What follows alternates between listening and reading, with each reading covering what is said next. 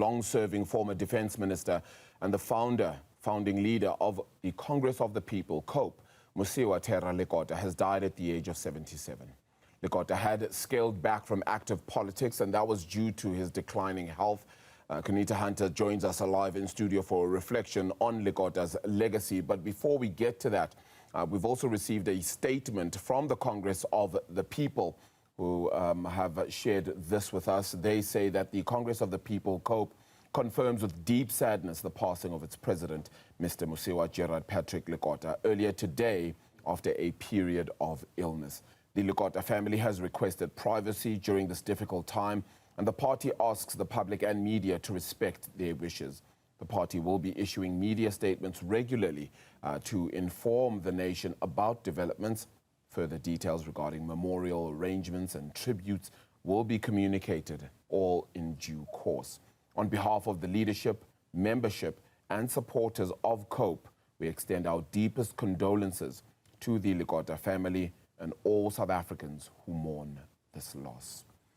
A deeply heartbreaking one and a sad day, really, as we speak about the legacy of Mosiuoa Terror Lekota. Kunita, a good morning to you again, and a man who, in the UDF, as well as the Delmas trial, of course, one would remember in prison alongside Nelson Mandela as well. So an anti-apartheid activist who's had a real stern and firm history in South Africa's past. Absolutely. Born in 1948 in Kroonstad in the Free State, he became active in politics in the University of the North, commonly known as Turfloop. He was very active in the student movement and spoke fondly of his days there. Mosiuoa Lekota got the name Terror because he was really good at football, and that became the name he was known in politics in the years that followed. Now, 1974, he was arrested under anti-apartheid laws, sent to Robben Island. But he was released, he joined the United Democratic Front. You'd recall that in that time, the 70s and the 80s, the UDF was very strong in mobilizing internally in South Africa, where the ANC was banned. He was later arrested again and became a key defendant in that Delmas trial, the famous Delmas trial that lasted from 1985 to 1988.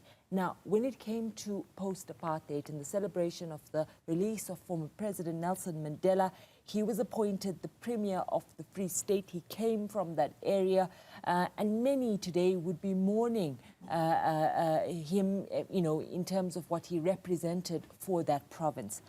He served as Free State Premier to 1996, Arabile, and then in 1997 became the first chairperson of the National Council of Provinces when it was formed. But I think it was his role as defense minister that really cemented him in post-apartheid politics in South Africa. He served as defense minister from 1999 to 2008, almost seen as a key lieutenant for former President Thabo Mbeki at that time. Yeah, and of course, somebody who held high regard for the ANC when he was in it as well. Then significantly, of course, 2008 comes along, and Mosiuoa Lekota decides to form the Congress of the People, which still, till this day, of course, exists as one of the opposing parties to the ANC. It was in the fallout of the recall of former President Thabo Mbeki that Mosiuoa Lekota broke away from the ANC and helped form this new party called Congress of the People. So we never forget, South Africa would never forget that December 2008 moment. It was a major breaking point for the ANC. And then come the 2009 general election, COPE won 7.4% of the vote. It had 30 parliamentary seats. It was the third largest party at the time, playing a formidable role in opposition politics, especially during the Zuma years. But then we saw this sort of steady decline amid internal leadership disputes that persisted over the years and electoral losses. Now, Lekota had always been associated with COPE and served as its president since its founding, but there were over time disputes around who should be leading COPE amid that decline of support. All this time he served as a member of parliament up until 2004 elections when the party lost all support. Again, a vociferous defender of South Africa's constitution and a key voice in signaling the challenges facing South Africa and raising alarm bells of possible decline. Let's just talk about perhaps his life in the last number of years as well, where his health has been of key talking point, shall we say, and of key significance, bringing us to today.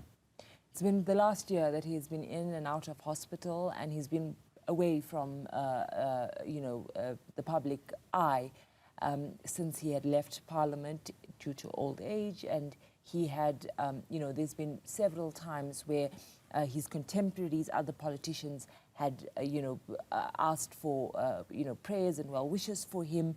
And so, he leaves behind a rich legacy, a rich political legacy, playing a very, very important role in the liberation of this country. He was, no doubt, an anti-apartheid activist, a veteran in some way, and played a key role in our democracy being as vibrant as it was. Yeah. He played an important role in challenging the parameters of the National Assembly, forcing the National Assembly to take a harsher stance against former President Jacob Zuma. He was harshly critical of the incumbent President Cyril Ramaphosa, but all in the name of active democracy and being a fierce opposition member and member of the opposition benches. And that decline of COPE in 2024, the party received 0.09% of the vote, meant that party had exited politics. So 2009 was where they entered politics. 2019, they had just 2 seats. And then by 2024, the party not represented in the National Assembly, but still playing some role altogether.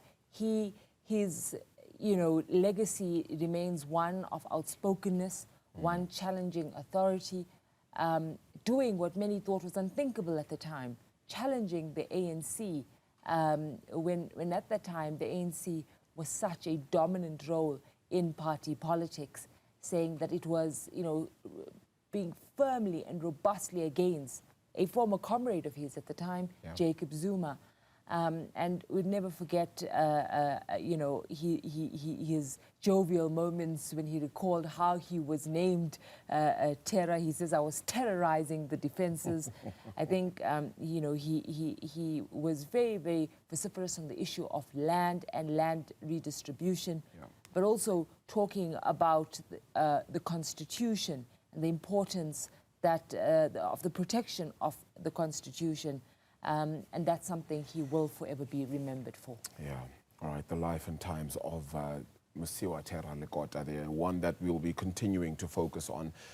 Thank you so much for that, Konita Hunter. Just give us a look at the legacy of the man we today will say to his family, to his wife and his children, indeed, and a family who mourns, and the party that we offer our condolences as well.